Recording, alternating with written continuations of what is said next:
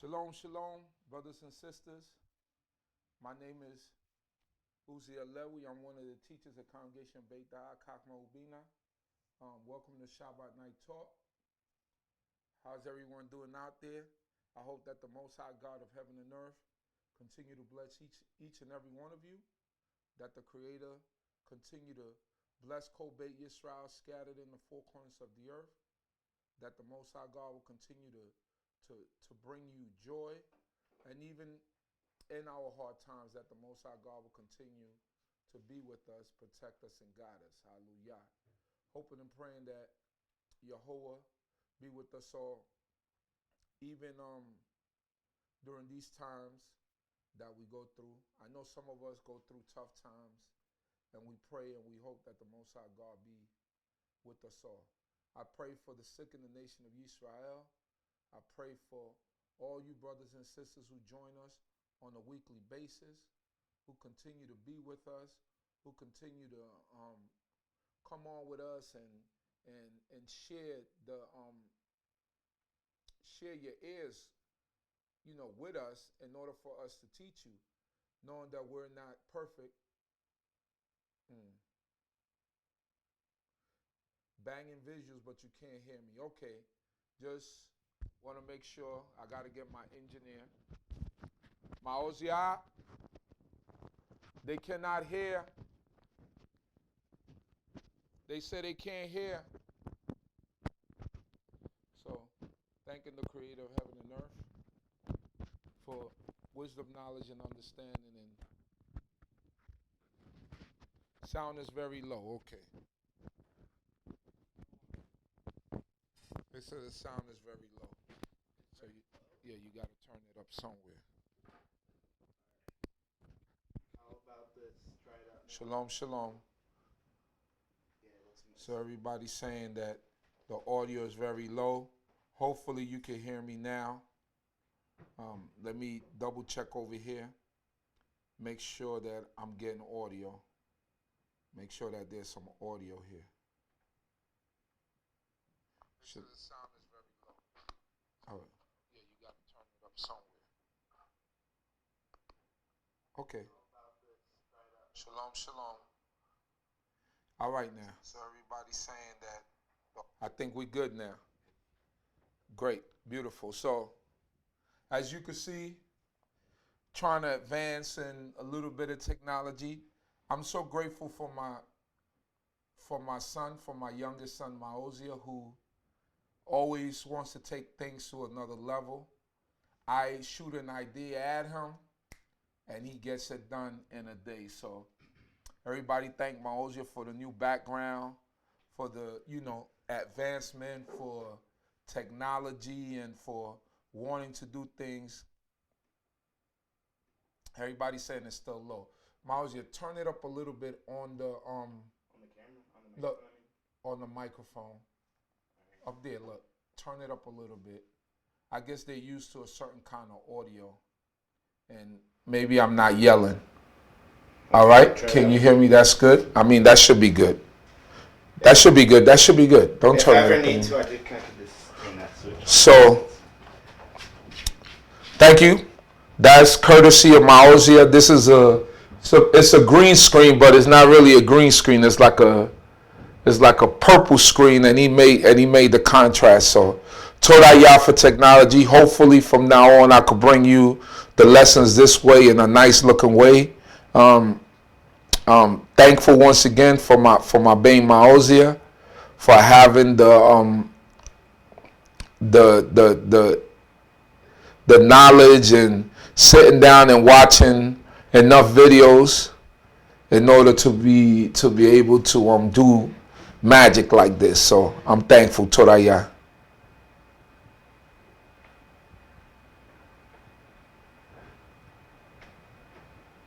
Yes, Torah. Congrats to him. I'm thankful to the Most High God for him. Now loud and clear. Everybody say loud and clear. We good? All right, Torah YAH. I'm thankful to this great King once again, and I'm blessed. I'm blessed because I'm alive. We all should feel blessed if we had a meal to eat, if we had just the things that we take for granted. We had a Shabbat meal. We got to take a shower. We got to do certain things. You know, there's some people that didn't make it through the day. So I'm thankful to the Creator for making it through the day, for being who He is, for providing for us and keeping us, you know, as a people before Him. Shabbat Shalom, Chief Shama. Glad that you could be with us tonight. So, like I said, the new background courtesy of Mac .6-7. Everybody, let's give Mac .6-7 a hand for the work he put in. And I'm sure that he will say all glory due to the Creator of heaven and earth. So, yes, I missed him last Shabbat too because he left the hot spot. That wasn't my fault. That was his fault. He took the hot spot and put it in another bag. So when I got to the camp, I had to do with what I had to do with what I had. You know, I tried to use the hot spot from a phone, and that didn't work out. Right? It was too slow. So you could blame. You could put that blame squarely on Mac .6-7. You know, you could put that blame squarely on him. Jeez, right after you praise me. I gotta sink you down too, son. I gotta sink you down. So, only thing I don't like about this is you could see my grays even more, Mac .6-7. What's going on here? You got my grays looking crazy over here. But torah YAH. So, as you can see, we are overlooking the Mediterranean. We're overlooking the Mediterranean Sea somewhere over here. I guess that's the Mediterranean. I'm just making it up. I'm not sure that's the Mediterranean, but somewhere over here we overlooking the Mediterranean, and is I'm gonna say it's the Mediterranean overlooking our land somewhere. So I'm making it up as we go. So as you can see, the D.C.B logo is nice and sharp and crisp, and I'm really enjoying this. But tonight we're going to go into a little bit of, we're going to go into the Apocrypha a bit, and because Hanukkah will be with us, will be coming in on Yom Rishon, Sunday night, December 2nd, will be the first day of Hanukkah. So what's happening is that the word Hanukkah means the meaning of the word is like it's like to consecrate something or to dedicate something, right? It's like a rededication, a consecration. The word it itself means consecration. So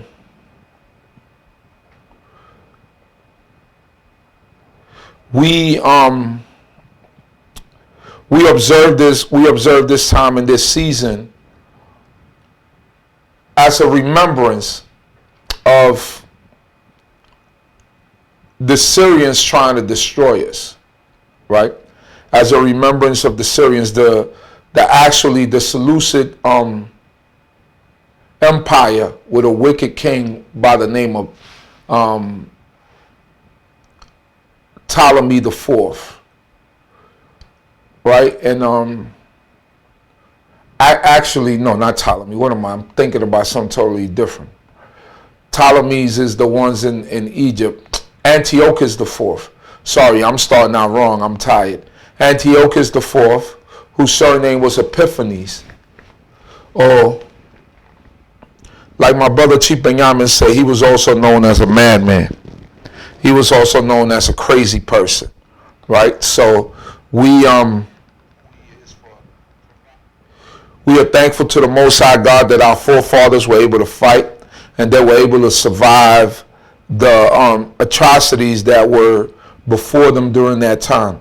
So today we're not going to concentrate on tomorrow in the afternoon. I'm going to do First Maccabees chapter 1 and 2. I'm going to try to get through those first two chapters so that we could see the history that led up to some of the atrocities. But Today, what I'm going to touch on is, I'm going to touch on some people that gave their lives in order to keep the laws of Yah, in order to be, they showed resilience and they showed strength in keeping the laws of God and not going aside and doing their own thing.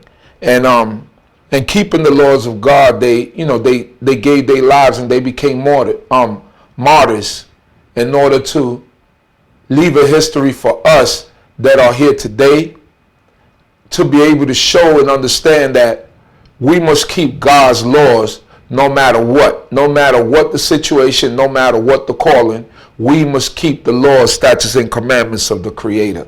So we are so thankful to our forefathers for showing us, for showing us even down, millennium later, how you have to be, the strength that you have to have, right, in order to be right before God and not to forsake His laws, statutes, and commandments.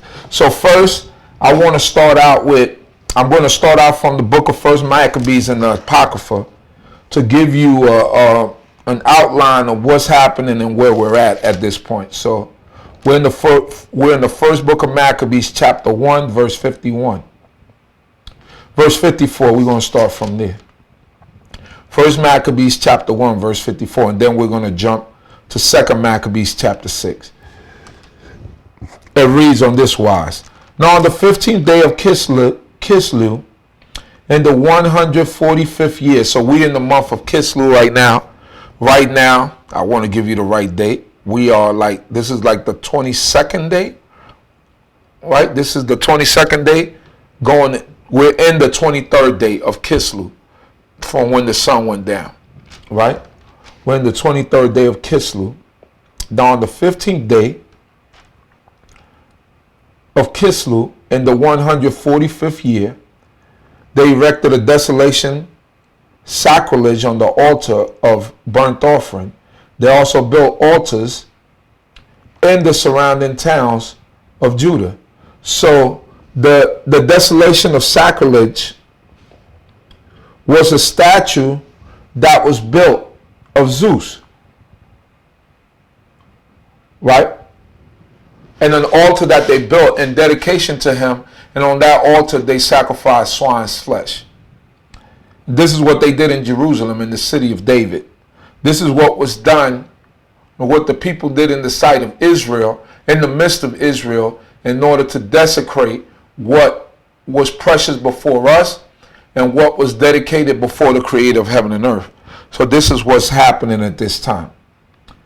It goes on and it reads, they also built altars in the surrounding towns of Judah and offered incense at the doors of the houses and in the streets. So the incense that were being offered were the incense that were being offered to Zeus, because they wanted this Seleucid empire, right? This wicked Antiochus, he wanted to turn the people from their way of life to worship Zeus. Because remember, when Alexander died, he left his kingdom when he was asked, to whom shall the power be given? To whom shall the kingdom be passed down? Alexander said, to the strongest, right? So the kingdom initially was spread amongst all his generals and all his buddies. Then it went down to four of the generals' lineage that survived. And now we're down to two. We're down to the Seleucids and we're down to the Ptolemies, which is down in Egypt. Right? So at this point, the people who's over us, or the people who came and sacked Jerusalem, was Antiochus Epiphanes.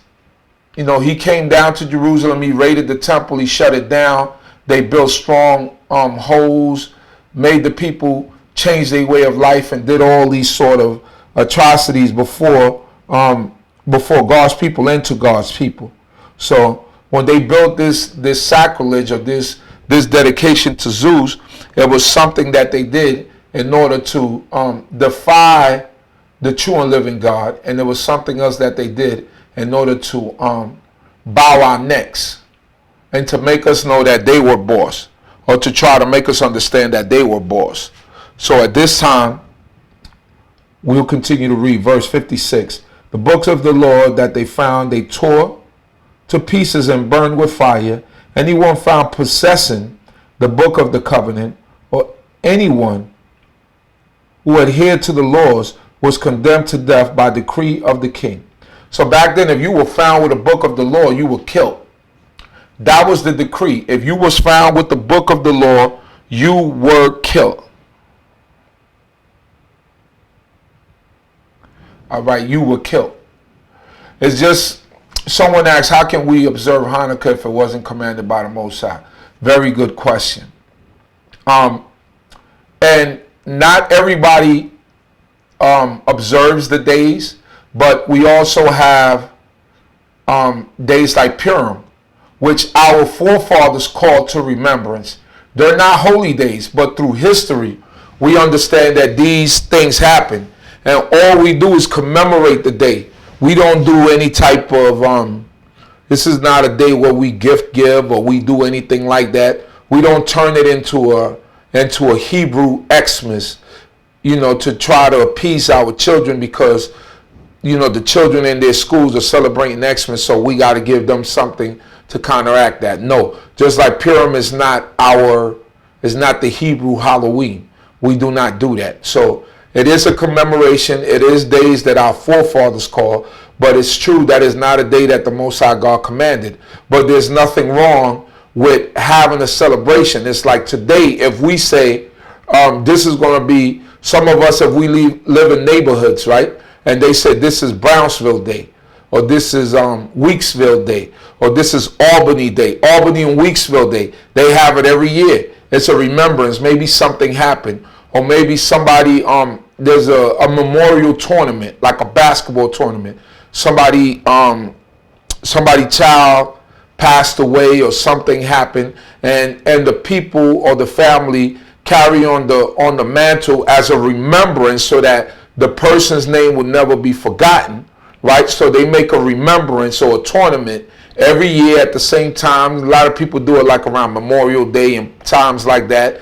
Tournaments for maybe, somebody that passed away, somebody that was a really good person. There's dedications, and that's all Hanukkah is, right? So the history of it is a real history, and we need to explain it so that our kids would know,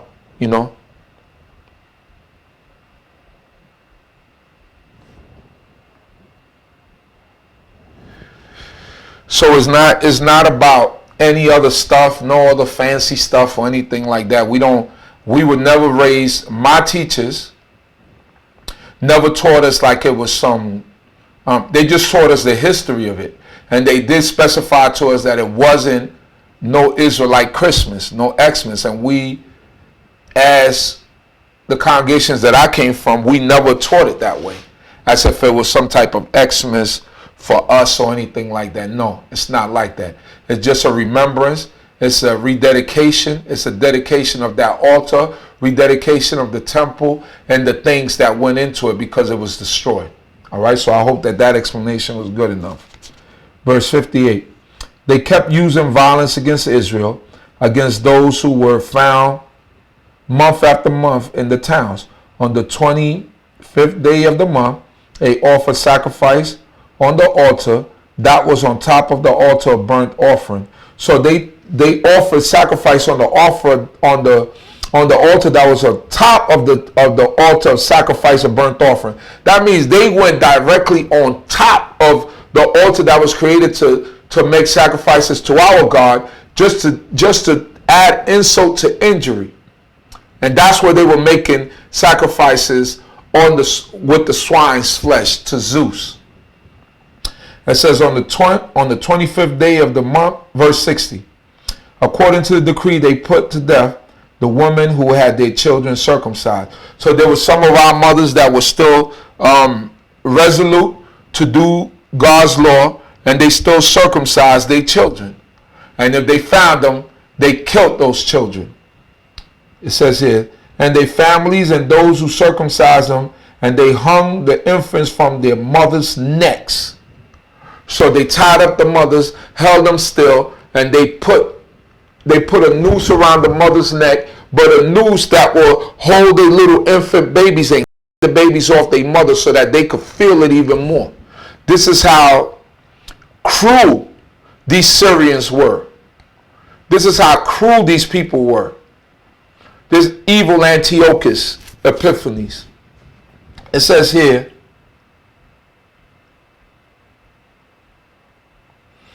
but many in Israel stood firm and were resolved in their hearts not to eat unclean food.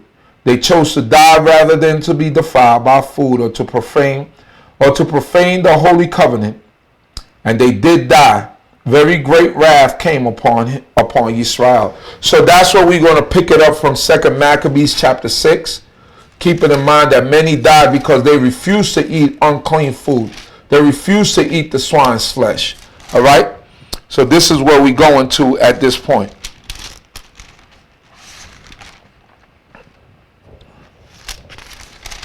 Here we go. Picking it up from chapter 6. Now, 2 Maccabees goes into a little bit more detail of the first story in the book of 1 Maccabees. So it's sort of like in the Tanakh when we go into the book of Kings, or if we go into into the book of Samuel and the book of Kings. If you go into Chronicles, you get more detail about what really happened. You know, like those are the sort of things that we get and that we see. So this is basically 2 Maccabees goes into a little bit more detail, and it goes into detail about the people who lost their lives keeping Torah, trying to keep the laws of God. And this is very important for us to read so that we could understand how stern we need to be and how much we need to do in order for us to be in good stead with the Creator of heaven and earth. It's very important for us to do the laws, to follow the commandments, even if it's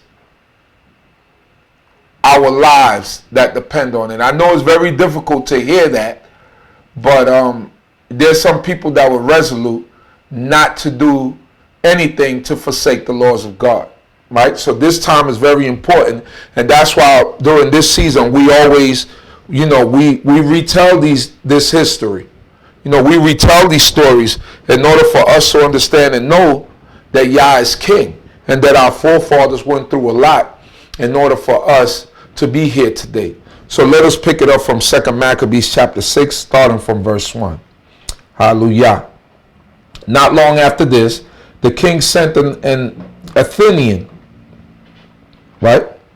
Right here, the Athenian is other ancient authorities read Antiochian, right? Senator, to compel the Hebrews to forsake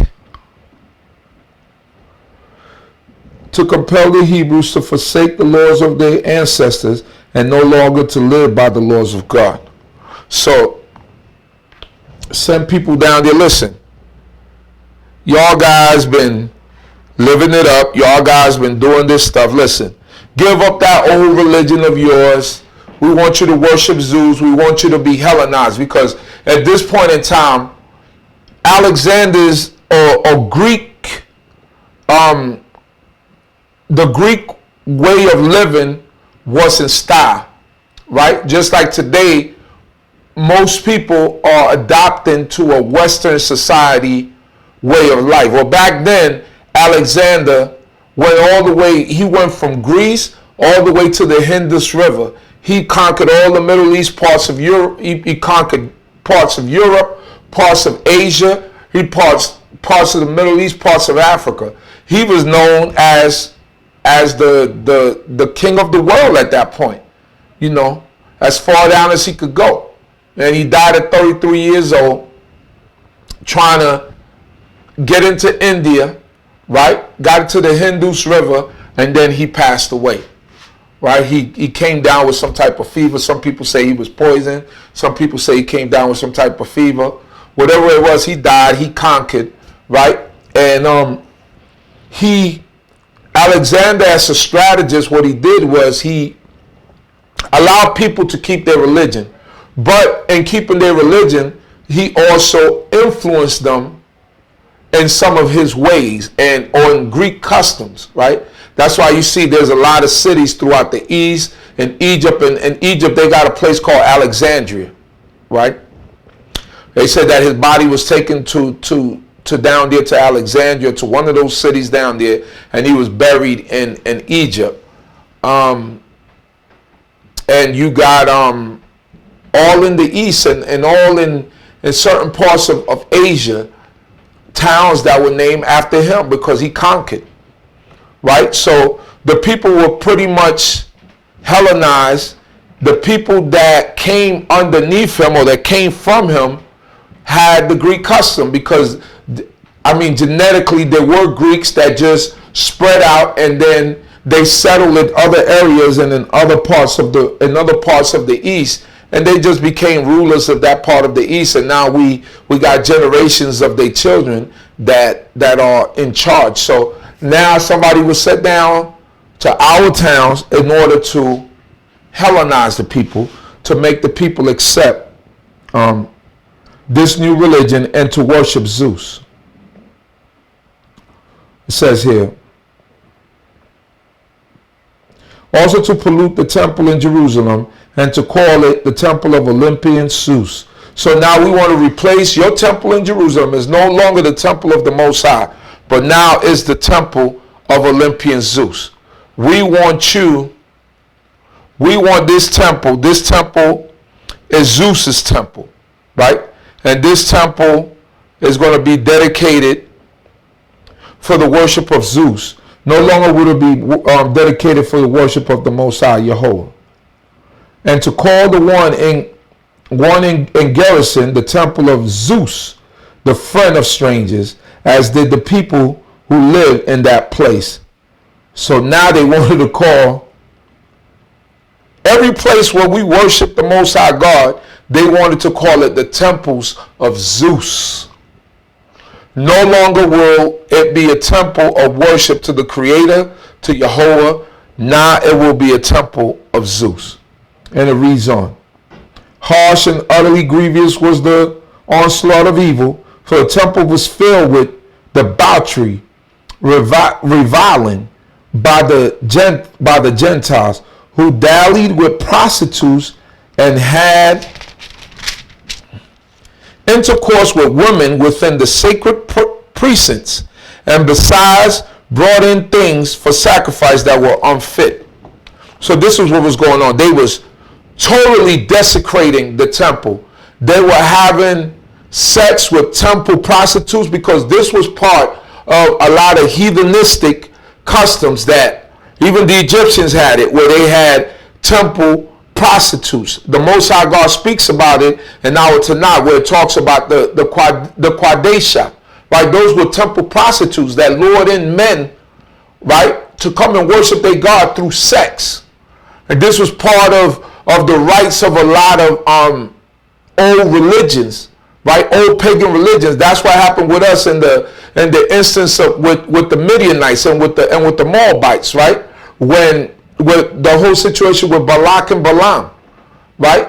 When we forsook God and we began to bring the woman in and started having sex with her, it was part of the ritual of the worship of their God. And this is what was happening here, right? They came, they desecrated the temple, and they started having sex with the woman, right? And bringing in stuff that was unfit, pigs to sacrifice, all types of things that were not in accordance with the Torah of the Most High God.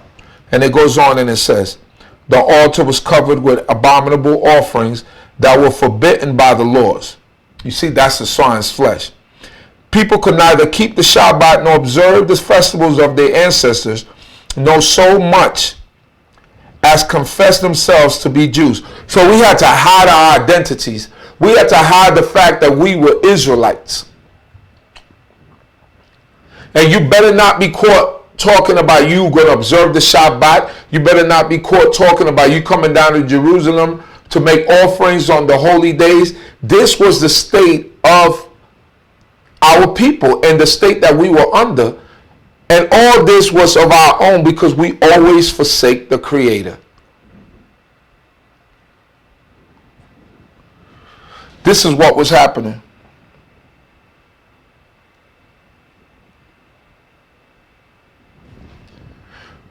And it goes on and it says,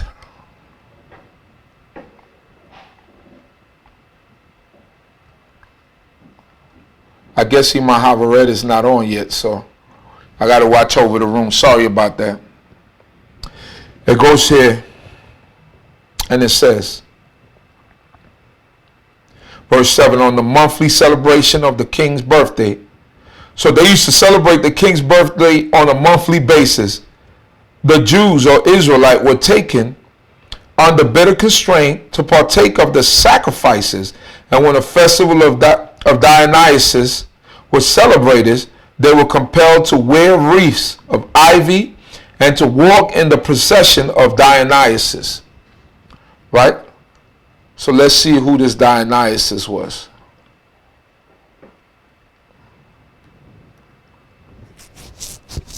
Let's look him up.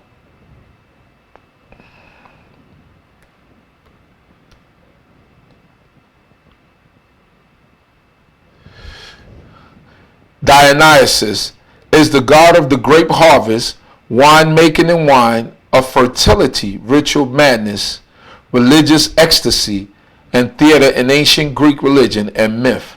So this was Dionysus.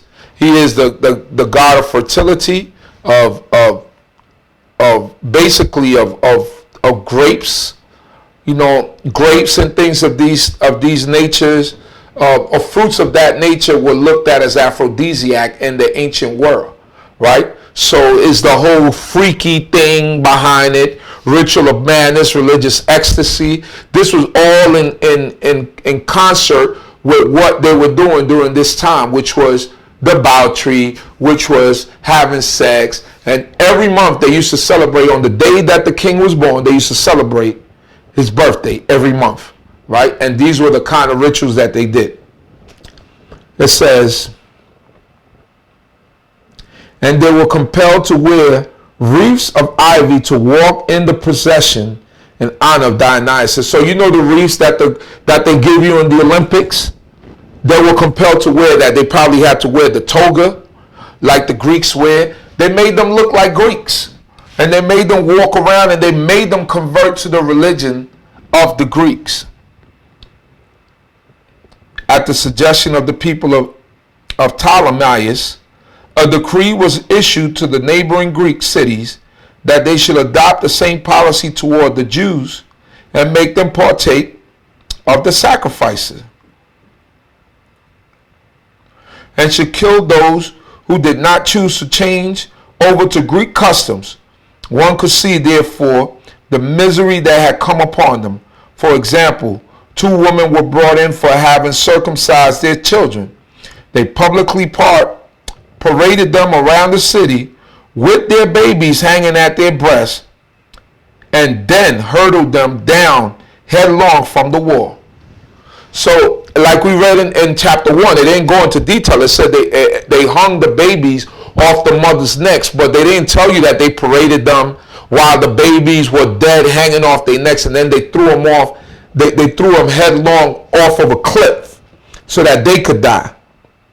This is the kind of atrocities and the kind of cruelty that we were going through as a nation and as a people. It says here, for example, 2 women were brought in for having circumcised their children. They publicly, I read that, verse 11. Others who had, they threw them off the wall, not a cliff. Others who had assembled in the caves nearby in order to observe the 7th day, secretly were betrayed to Philip and were all burnt together because their piety kept them from defending themselves in the view of their regard for the most holy day. So as we read on in chapter 1 in 1 Maccabees, and the second chapter, right, as we begin to see Judas Maccabeus and his father Martyrdom, you know, we begin to see these stories of the people not wanting to fight on the Shabbat and they attacked them, right? So we'll get more into that tomorrow morning or afternoon when I get into that lesson. But right now I'm looking into the background story. So those of you who are listening to me tonight, it'll behoove you to listen to me tomorrow in the afternoon in order to get, you know, part of the story and what's going on and the surface of the story. This is the background story right here. This is what we're seeing here, the background story. All right? Y'all still with me? Torah. Trying to improve.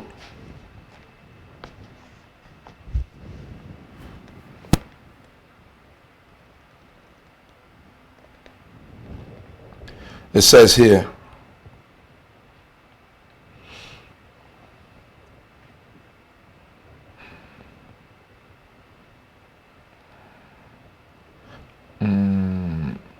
others who had assembled in the caves nearby in order to observe the seventh day secretly were betrayed to Philip and were all burnt together because their piety kept them from defending themselves in view of their regard to the most holy day. Verse 12. Now I urge those who read this book not to be depressed by such calamities, but to recognize that these punishments were designed not to destroy but to discipline our people. So the writer of the book interjects and puts, right? He puts that he urges us today who are reading this not to be depressed when we read this. Don't get yourself down. But to recognize the punishments were designed not to destroy but to discipline our people. It was to reinforce us and to make us strong. Not to make us sad, not to bring us down. This is what we have to understand. It says here, in fact, it is a sign of great kindness not to let the impious alone for long, but to punish them immediately. For in the case of the other nations, the Lord waits patiently to punish them until they have reached the full measure of their sins. But he does not deal in this way with us, in order that he may not take vengeance on us afterward when our sins have reached their height. So basically he's saying, look, the other nations, God waits to punish them. But with us, God punishes us, or God punishes us as we come along with certain things, because he's not going to wait for our sins to grow and grow and grow and grow. No, he's going to punish us according to our iniquities. That's what the writer is saying. Therefore, he never withdraws his mercy from us. Although he disciplines us with calamities, he does not forsake his own people. God never forsakes us. He's always there for us. Let what we have said serve as a reminder. We must go on briefly with the story. So that was the writer interjecting his own, views of what's going on and why he feels that God is doing certain things. That's the writer interjecting that. That's not God who said that, but the writer is interjecting that. Verse 18. Eleazar, one of the scribes in high position, right? A scribe like me, I will be considered a modern day scribe because I keep records and of everything basically, so I will be considered a modern day scribe. I got records of stuff for now almost 30 years, right? I got records of stuff, cassettes and all that, so I will be considered like a modern day scribe, all right? And that's what a lot of people call me, a modern day scribe. So that's what this man Eleazar was. A man now advanced in age and of noble presence was being forced to open his mouth to eat swine's flesh. So this man, noble, an elder, his mouth was being forced open so that he could chew and eat on the swine's flesh. Like sometimes when you get a child, you're going to eat this food. They was like force feeding him so he could eat the swine's flesh.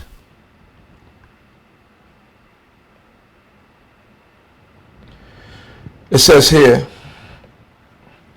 verse 19, but he welcoming death with honor rather than life with pollution, went up to the rack of his own accord, spitting out the flesh, as ought to go who have the courage to refuse things that it is not right to taste, even for the natural love of life. So they said him, rather than defile and pollute himself, right, by eating this swine's flesh, say he spat it out and went up to the rack, to the it's like you walk up to the death chamber, you walk up to the electric chair willingly, ready for whatever your fate is, rather than forsake the laws of the creator of heaven and earth. This is how resolute this elder was. He said, and you're going to hear some of the words that he's going to say as we go along with the history.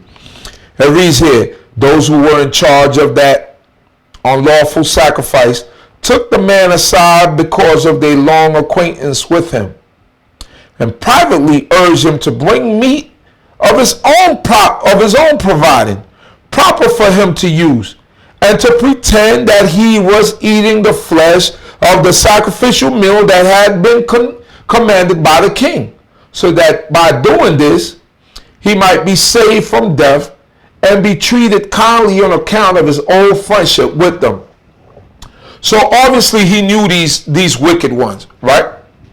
And they came up to him, they seen what he did. They said, look, all right, old man, let us talk to you. Listen, we understand how dedicated you are. We understand, how you hold it down. We like you, old man. We like you, old man. Here's what I'm going to do for you. All right? Go home, get you some lamb chops, cook them up nice and crispy, come back, and we're going to make pretend in front of the people that what you're eating is swine's flesh. Now, me and you both know that you're not eating swine's flesh, you're actually eating lamb. But we want the people to think that you're eating swine's flesh. Is this good with you? Let's see what this old man says. Verse 23, but making a high resolve worthy of his years and the dignity of his old age and the gray hairs that he had reached with distinction and his excellent life even from childhood, and moreover according to the holy God-given law, he declared himself quickly, telling them to send him to Hades. And this is what he said, verse 24. Such pretense is not worthy of our time of life, he said, for many of the young might suppose that Eleazar in his 90th year had gone over to an alien religion, and through my pretense, for the sake of living a brief moment longer, they will be led astray because of me, while I defile and disgrace my old age. Even if for the present I will avoid the punishment of mortals, yet whether I live or die, I will not escape the hands of the Almighty. Therefore, by bravely giving up my life now, I will show myself worthy of my old age, and leave to the young a noble example of how to die a good death, willingly and nobly for the revered and holy laws. So he said, if I do that, my life, it's not worthy of my life. If I go over there and I eat some lamb chops and make believe that I'm eating pork. He said, what is that going to do? Said many of the young might suppose that Eleazar in his 90th year had gone over to an alien religion. He said people are going to say, man, this old man wait till he's 90 to become a worshiper of Zeus? Well, what kind of resolve is that? One thing I know about elders, they don't be afraid of death, and they straight shooters. And we know that about elders. If you know elders like that, please give me a one in the room or a hand clap or something. They're not afraid of death because they live their lives. and they straight shooters. They tell you what they have to tell you. And right now, this great man, Eleazar, 90 years old, is showing everybody a lesson. He's showing every one of us a lesson. He's making us know what is going on.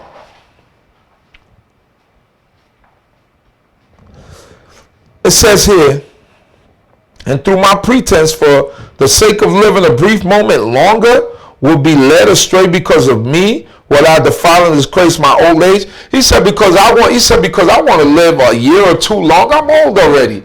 I'm going to forsake God and mislead these young people. Say, you've got to be kidding me. He said, I'm not going to do that. He said, I'm not going to mislead people because I'm being selfish and I want to live a little bit longer. He said, what? He said, then what good is my life to me? So my life ain't no good to me doing that. He goes on and he says, even if for the present I will avoid the punishment of mortals, yet whether I live or die, I will not escape the hands of the Almighty. He said, whether I live or die, he said, God is still going to judge me. He said, so why? He said, why would I break his laws? Therefore, by bravely giving up my life now, I will show myself worthy of my old age. He said, I'm going to show myself worthy of the time that I put in. He said, I'm not going out like Willie Lump Lump. If those of y'all that know who Willie Lump Lump is, you just know who he is. But Eleazar said he wasn't going out like that. He said, I'm going to go out resolute and resolved doing this law. I'm not breaking. It's like you wait until you get to a certain age and then you just let go of Torah and you don't do it no more. And it's just, you put in all that time and all that time in the bank. And then you just stop doing Torah. If you're listening to this and you stopped doing Torah before, or you stopped doing Torah and now you back, stay strong, stay resolute. That means the Most High God is giving you another chance. And he has had mercy on you. That's what happened. It says here,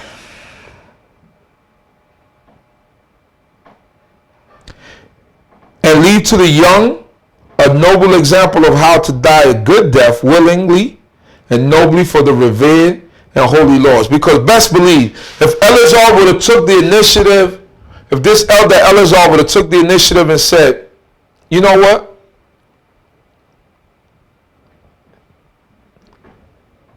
Let me just eat the lamb's meat. I want to live out a few more years. So what if these young people are gonna eat it because I've influenced them? You know what I mean? At least they'll survive. We in captivity anyway. Yet, no, he didn't say any of those things. He said, y'all got to learn how to die an honorable death. You know what I mean? You got to learn how to die an honorable death. Like, basically, this is how you do it. He showed them this is how you live and how you die an honorable death by not compromising not only your principles, but the things that God left on record for us to do. He's not compromising. He's staying strong. 31. So in this way he died. No, hold on. I'm skipping a whole thing here. It says here, when he had said this, he went at once to the rack. Now the rack was an instrument that they put you in. It was like a wheel, right? And when they pulled the wheel, they pulled your arm and your legs, and it tore you to pieces. It tore your limbs. It disjointed you. Then it tore your muscles and your tissues and your fiber until it finally just tore your skin away. It was insidious and evil death. You know what I'm saying? It was just one of those type of deaths that was like, wow. You know, so this is what was happening. They say he walked to the rack and put himself up there voluntarily. Verse 29, those who a little before had acted toward him with goodwill now changed to ill will, because the words he had uttered were in their opinion sheer madness. When he was about to die under the blows he groaned aloud and said, "It is clear to Yahweh in his holy knowledge that though I might have been saved from death, I am enduring terrible suffering in my body under this beating. But in my soul, I am glad to suffer these things because I fear him." He said, look, I'm enduring this bad pain and all that. He said, but guess what? He said, I'd rather bear this, you know what I mean, and acknowledge the laws of God and showing God that I died nobly, keeping his laws, statutes, and commandments. Verse 31. So he said, my soul, I am glad to suffer these things because I fear him. I fear God. He didn't wait till he was 90 years old to say, God understands. He didn't do that. God understands. God understands. One of my teachers used to say, he said, God understands that you a darn fool. That's what he understands. God don't understand our backsliding and the things that we do. God doesn't understand that. God understands that you a darn fool. Verse 31. So in this way he died, leaving in his death an example of nobility and a memorial of courage, not only to the young, but to the great body of his nation. Wow. So not only to the young, but he left it to everybody in the nation so that they could see how you're supposed to be resolute towards the laws of God, how you're supposed to stand strong with the laws of God. Let us continue. Today's going to be a little extended version because I'm covering 2 chapters and I want to get into the detail of them. We're in the book of 2 Maccabees, chapter 7, starting from chapter 7, verse 1. Hallelujah. It happened also that 7 brothers and their mother were arrested and were being compelled by the king under torture with whips and thongs to partake of unlawful swine's flesh. One of them, acting as their spokesman, said, "What do you intend to ask and learn from us? For we are ready to die rather than transgress the laws of our ancestors." So one, probably the oldest one, said, look, what you want from us? He said, we ready to die rather than transgress the laws of God. He said, so what do you want us to do? And it says here, verse 3, the king fell into a rage and gave orders to have pans and cauldrons heated. Now, you know how the laws of pan and a cauldron has to be to cook up a person, but this is pan and cauldrons was made to fit them, human beings on it. These were heated immediately, and he commanded that the tongue of their spokesman be cut out and that they scalp him and cut off his hands and feet, while the rest of the brothers and the mother looked on. So now we're going to torture you because you want to be the first one to run your mouth and talk about what you're going to do. We're going to torture you, and we're going to see how your brothers, the rest of your brothers and your mother, going to stand to this torture to see if you're really about that life. Verse 5, when he was utterly helpless, the king ordered them to take him to the fire, still breathing, and to fry him in a pan. So this is a true lynching right here. Like, they did everything to him. You know what I mean? They scalped him. I mean, this is torture. This is awful what he's going through. You know, this is awful. So while he was still breathing, put him in a pan and fry him.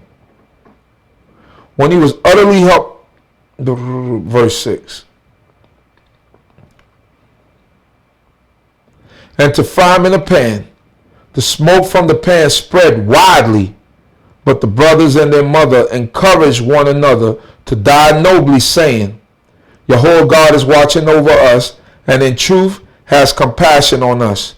As Moses declared in his song that bore witness against the people to their faces when he said, and he will have compassion on his servants. So they're encouraging each other. Look, Don't fall weak. Don't fall weak. Don't fall weak. If this is going to be our fate, then this is our fate. We die because of our own iniquity, but we're not going to sell out the laws of the creator of heaven and earth. We're not going to do that, right? We're not going to do that. We're not going to do that. And they stood strong. They stood strong. It said here, verse 7. After the first brother had died in this way, they brought forward the second for their sport. They tore off the skin of his head with their hair and asked him, will you eat rather than have your body punished limb by limb? So they say, you know what? With this one, we're not even going to play away. We're not even going to play. We're going to scalp him. They began by scalping him. He said, now, you feel how that, you know how that feels, right? You going to eat this swine's flesh or what? You see what happened to your other brother. We already scalped you. You can spare your life now. You can spare your life. All you got to do is eat this. And then it goes on and it says,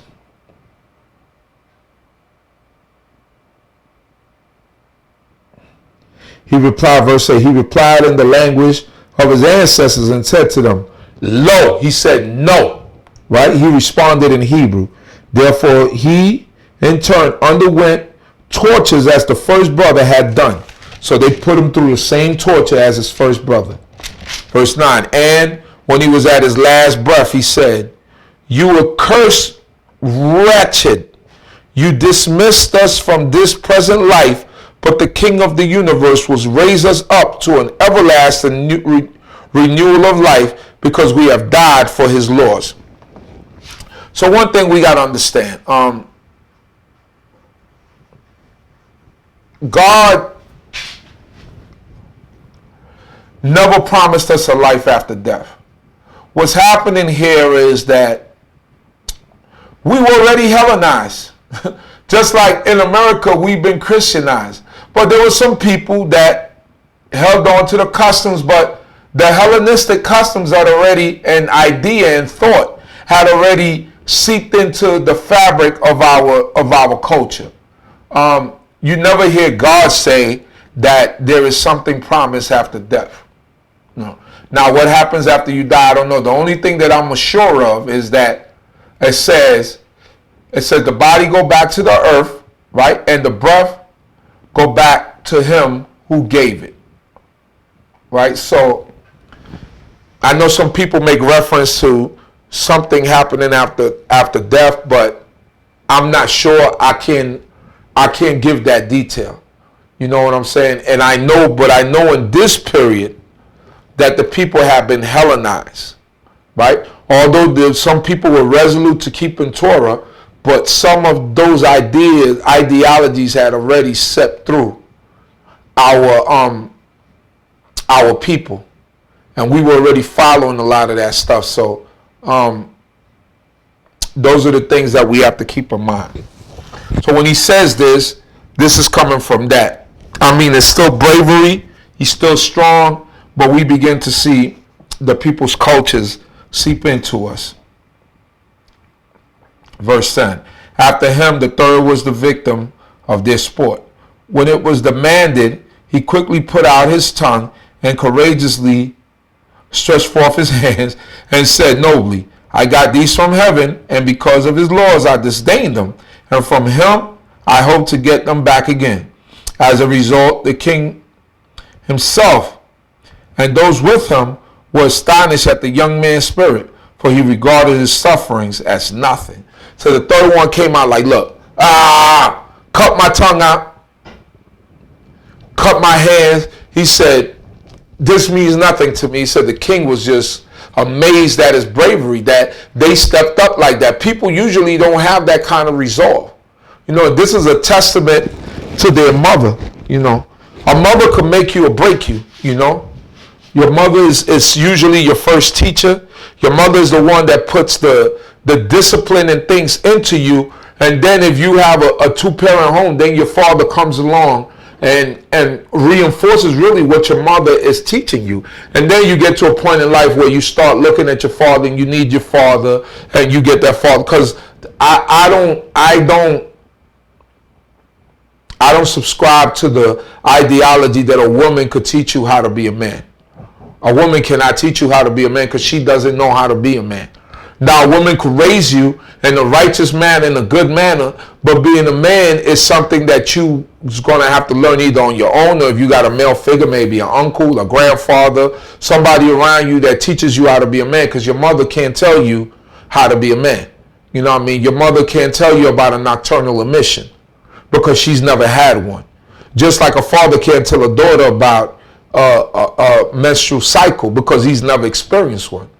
You know, so those are the things that we have to keep in mind, right? But a mother does have great influence over children, right? To do good or to do bad. And she is there encouraging them to go die valiantly, because she could have just given up and said, let me eat the swine's flesh. If they're going to eat it, don't worry, sons, come on. Y'all eat it, it's going to be all right. Don't worry, let the sin be on me. She could have did all that. She said, no. She didn't go for any of that. She didn't go for any of that, people. She told them boys to go die a noble death. Verse 13. After he too had died, that maltreated and tortured the fourth in the same way. When he was near death, he said, one cannot but choose to die at the hands of mortals and to cherish the hope God gives of being raised again by him. But for you, there will be no resurrection to life. So the fourth one, the same thing, went to his death valiantly. Next, they brought forward the fifth and maltreated him.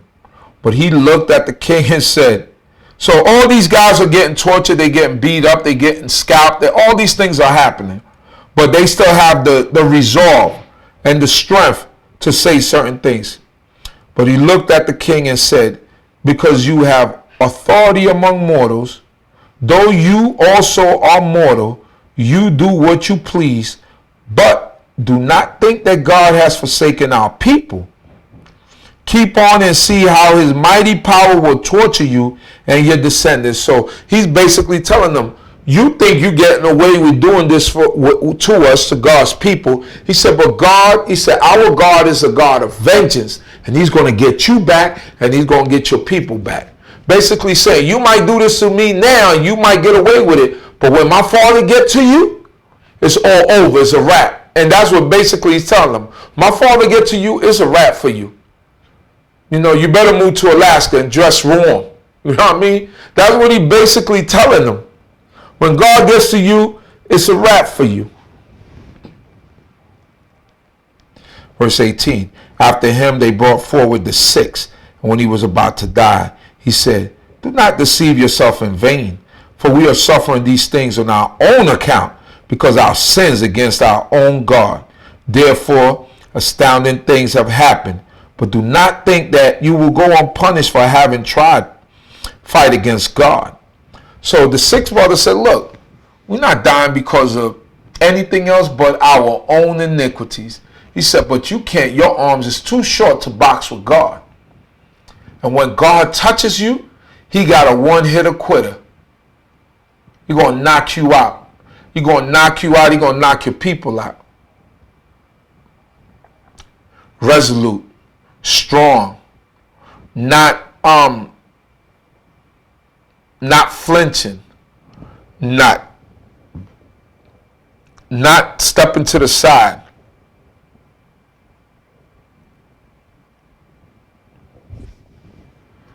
So, yeah, I had to throw a little slang in there for the people that's of the age bracket that understand what I'm talking about. But yeah, it's no quitting these brothers. You think of the mentality and the resolve and the attitude that they have. This is something that's important for us to see and to understand. You know, these brothers didn't give up. These brothers were strong in their beliefs and in their system of living. And their mother encouraged them, and the mother is to be commended because she's the strong one there. She's not breaking down. She's not in there crying and boo-hooing. Because, you know, if they saw their mother crying and boo-hooing, they'd probably break them down. But she wasn't there doing that. She was telling them, y'all be strong and and of good courage, and go to a noble death. This is a lot of strength.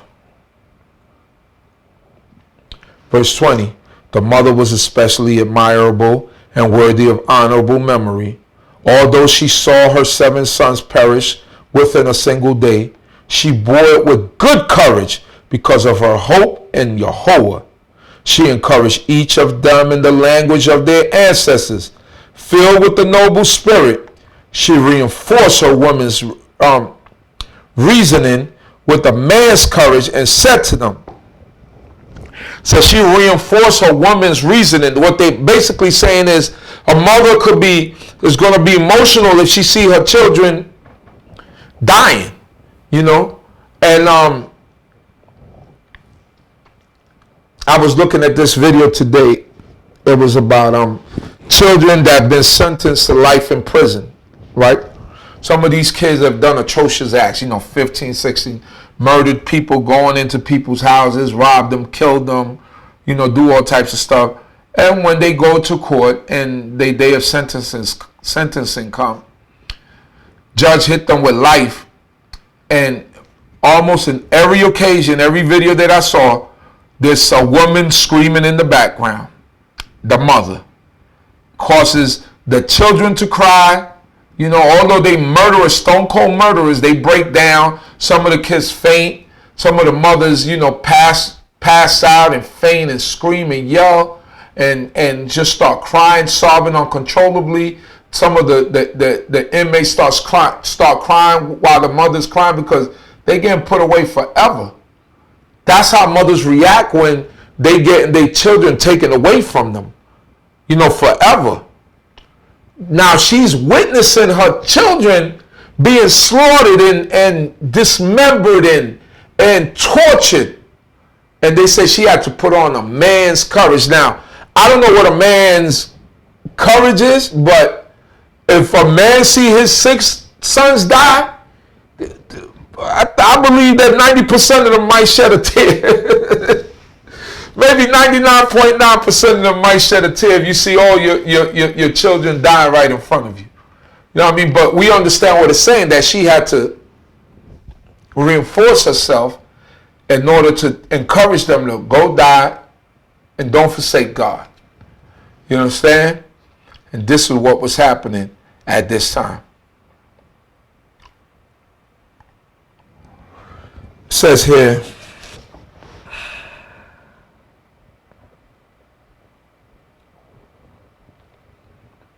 verse 22, I do not know how you came into being in my womb. It was not I who gave you life and breath, nor I who set in order the elements within each of you.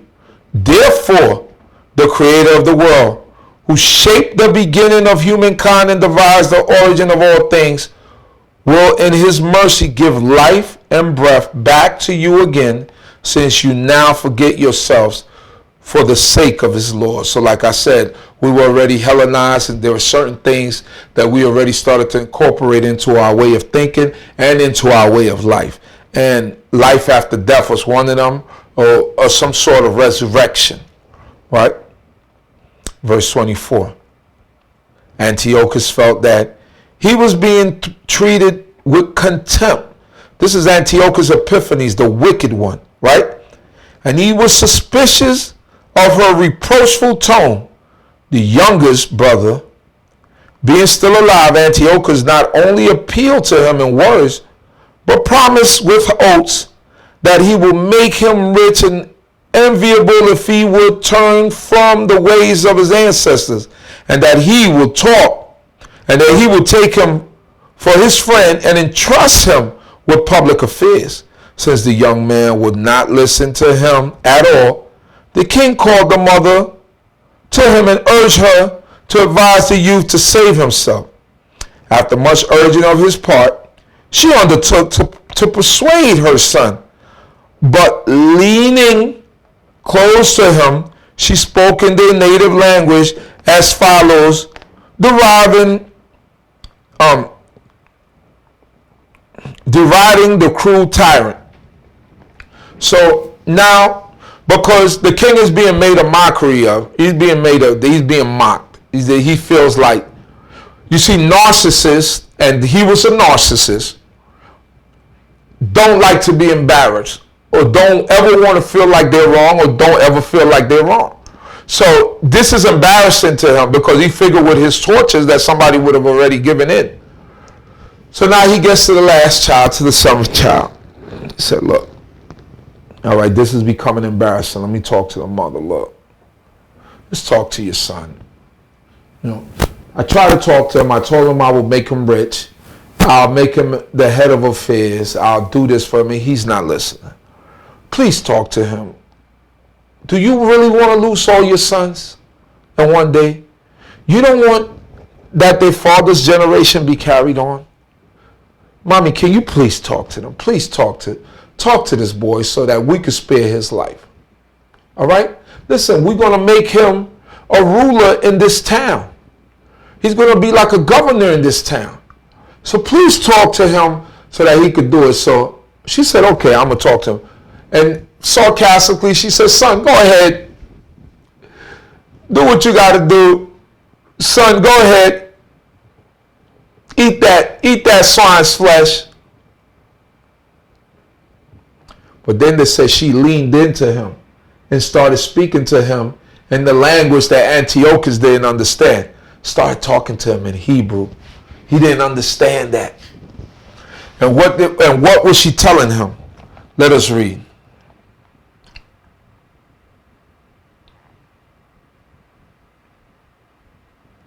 Verse 27, but leaning close to him, she spoke in their native language as follows, deriding and cruel tyrant. My son, have pity on me. I carried you 9 months in my womb and nursed you for 3 years and have reared you and brought you up to this point in your life, have taken care of you. To nurse them for 3 years, that was a strong boy. How many of you women out there have nursed for 3 years? If you have, give me a 1. If you haven't, if you had children and you didn't nurse for 3 years, give me a 2. I know there's going to be no 1s up there. But this is funny. I remember being old enough to walk up to my mother and pull out her breast and actually be breastfed. I can remember that. I got vague memories of that. But that's how old timers did. You know, that's what old timers did. They breastfed you to that long. And y'all don't go laughing at me or anything like that. I think that's why I don't get sick as much. You know, and that's why I think that, you know, I'm strong as I am because my mother breastfed me for that long as I can remember. Verse 28, I beg you, my child, to look at the heaven and the earth and see everything that's in them and recognize that God did not make them out of things that existed. And in the same way the human race came into being, do not fear this butcher, but prove worthy of your brothers, accept death, so that in God's mercy I may get back again along with your brothers. You hear that in the language. Outwardly, she was saying, yeah, you know, do this, do that.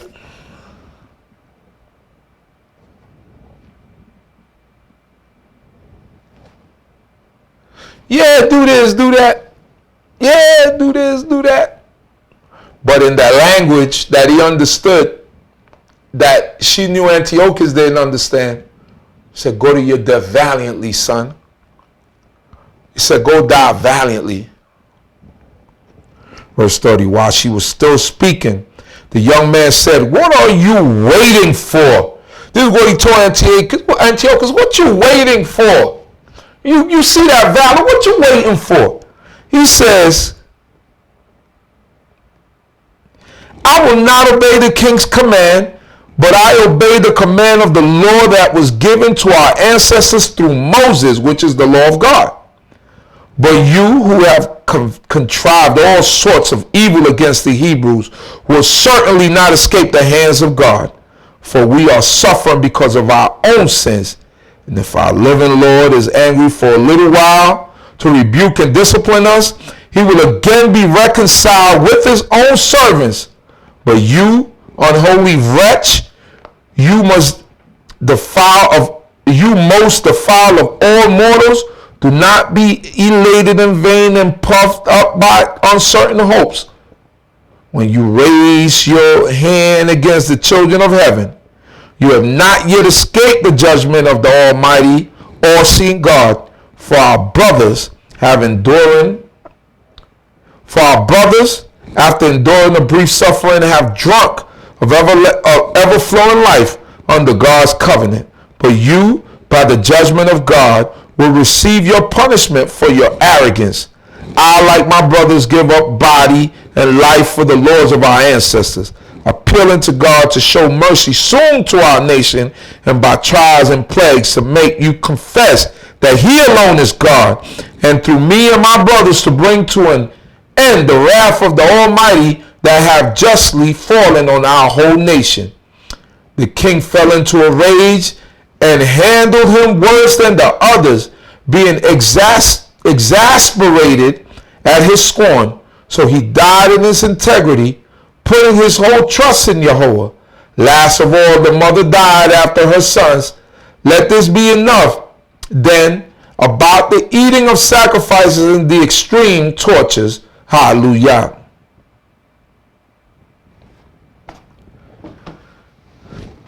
The youngest brother was the most resolute of them all. He said, man, what are you waiting for? Do what you got to do. Say, our God is king. We die for our own sins. You can't do nothing to us. God does this to us. And God is punishing the nation for what we did to him. So I accept my death nobly. He said that Antiochus did worse with him than all. They treated him worse because his mouth was reckless. He had a reckless mouth, as we say. Somebody got a reckless mouth. You want to do them some damage. And he just had a reckless mouth. And lastly, the mother. She died with her sons. This is a history to let us know that we're supposed to stand strong with the Torah. That we're supposed to stand strong with the things that we know are right before the creator of heaven and earth. The things that we know are righteous before this great king. We have to be righteous, and we have to stay in the realm of righteousness as we worship this great king. Eleazar, the scribe, the 7 brothers and their mother, they are a testament to the greatness of human resilience, and how resilient they were and how dedicated they were to the commandments of God. Now, what we got to understand that a lot of people in those times, they were kind of wishy-washy, but sometimes you come to a point where you say enough is enough.